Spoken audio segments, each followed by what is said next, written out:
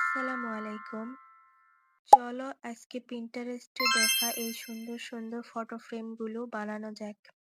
এর জন্য লাগবে কার্ডবোর্ড আর কিছু কার্ডবোর্ডের টুকরো।